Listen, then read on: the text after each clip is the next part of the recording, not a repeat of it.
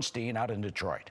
This comes after Phil Moscato, whose father was a Genovese crime family mobster and Hoffa suspect, told me his dad admitted to him where Jimmy Hoffa is buried in New Jersey. Did your dad say who shot Jimmy Hoffa? Absolutely.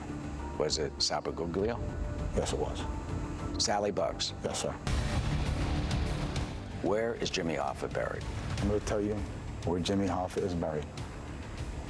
And he told me. I am the only person that knows the location of his final resting place.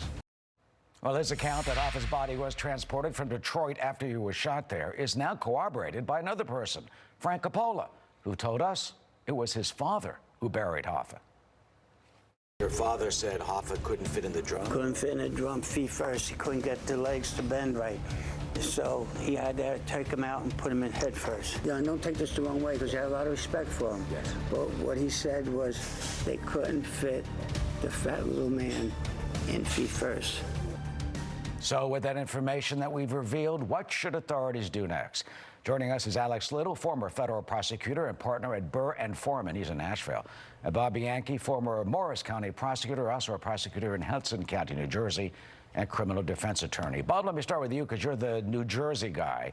Are these accounts from both Phil and Frank, is that enough for law enforcement and prosecutors to start an investigation?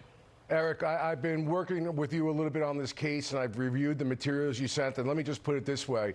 If you had come to my agency when I was the head county prosecutor, I would have hired you in a flash minute to be a detective, because the information that you have unearthed, and Dan as well, has led to two sons of these figures that are basically saying the same thing with regard to where the body was dumped, which also corroborates information that the FBI had at the time. And I'll make my biggest note on this is how it would affect me as the lead prosecutor in my county if the information came to me, was that these fathers did this both, if you will, with deathbed confessions, if you will. They would not put their sons in harm's way, and both of them wanted to ensure that the remains of Mr. Hoffa were sent back to the family. As a prosecutor, that would be very compelling information to me, and I would want to be sitting down with these folks because it is too important to American history, to the Teamsters, and more importantly, the Hoffa family, that we get resolution of this case. And these are tremendous leads. Great job, Eric Shawn. Well, thank you for that. Also for Dan Moldea, top Hoffa expert in the country. And Alex, we're talking about Barbara Crancer. She is Jimmy Hoffa's daughter. She's 81 years old, a retired judge. She's got all these files in her basement out in St. Louis, and James P. Hoffa, the president of the Teamsters. And for the nation and for all the Teamsters members, as a former federal prosecutor, we're told the FBI is in touch with the Newark FBI office. What does it take the feds in order to try and come in and have this type of investigation? What should they do? Well, I mean, it's not really coming in. They've had this investigation open for almost 40 years, and so they're going to continue that process. The amount of documentary evidence on the FBI side is going to be massive, and the question is, what do they have that we don't know that's going to corroborate the information that you've brought to light? So I suspect using this information that you've developed is really going to help fill in some of those holes and help them do the next step, which obviously would be hopefully finding the body and then going from there.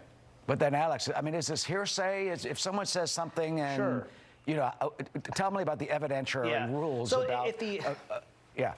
Yeah, so at this stage, everything you're doing, you don't need to worry so much about what it's going to look like in court. You want to know the answer. You know, investigations have two stages. One is, what's the answer? Let's find it. And then two is, okay, now that we know the answer, how can we prove it? And it's really difficult to think about what the courtroom evidence is going to be until you know the actual answer. So as investigators, they're going to use all leads, all hearsay, any sort of speculation they can to get the answer. And then they'll start to build the case as to how they'd present it to a jury.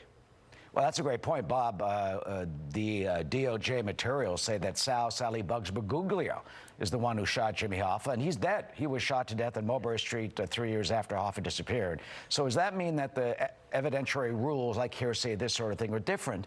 Because what you're trying to do is find the remains. And there's Sally Bugs on your screen right now. You're trying to find the remains, not get a conviction. Yeah, I agree with you, Eric. The rules of evidence are not going to apply at this stage, at least because it's an investigation. And hearsay, by the way, in investigations is routinely used in grand jury proceedings and search warrants, which may become relevant here. Their main thing, I agree with Alex, is to get to the body, be able to recover those remains for the family so that they can properly bury those remains. And should there be a prosecutable case, which may be very unlikely because the shooter, which seems to be lots of points coming to the same person, Sally Buggs, is no longer here to prosecute. But I don't think investigators are going to be looking that far down the road right now. They want to get the body first, and then they'll make the decision as to whether there's any prosecutable cases. Yeah, both Phil and Frank told us that that is a goal, is to get the remains back to the Hoffa family, to finally get this done and finished. I mean, Alex, there are two suspects who are still alive, Chucky O'Brien and Thomas Andretta. Mr. O'Brien wants the files out. His family has told me that. Mr. Andretta will not comment. I've tried repeatedly about him. Let's say Thomas Andretta knows more about this than anybody. What's stopping the prosecutors from saying, with the Hoffa family's agreement, maybe giving him immunity? What if he comes forward and says, well, I was told this? Is that one way to potentially get the truth out if he knows? It definitely would. I think it goes back to, if you find the body, it corroborates these statements. And that's what you want to do. You want to build this sort of piece by piece. So you find the body, it corroborates those two deathbed confessions. Then you have to make a choice. Is it more important for sort of the whole structure of this case and the way that this fits into American history to get an answer than it is to prosecute potential, accessories to the crime? And I suspect the FBI would at least consider giving immunity to get that answer. Bob, your view?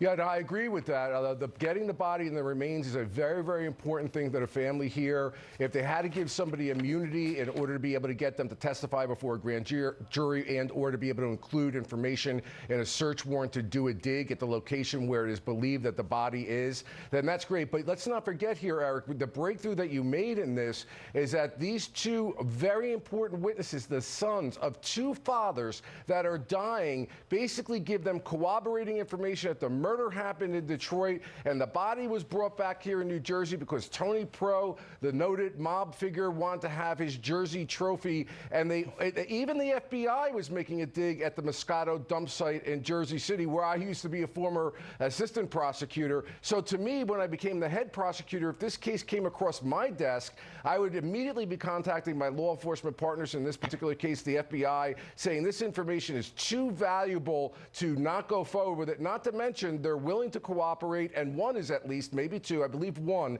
is willing to even take a polygraph. That would be extremely persuasive to me.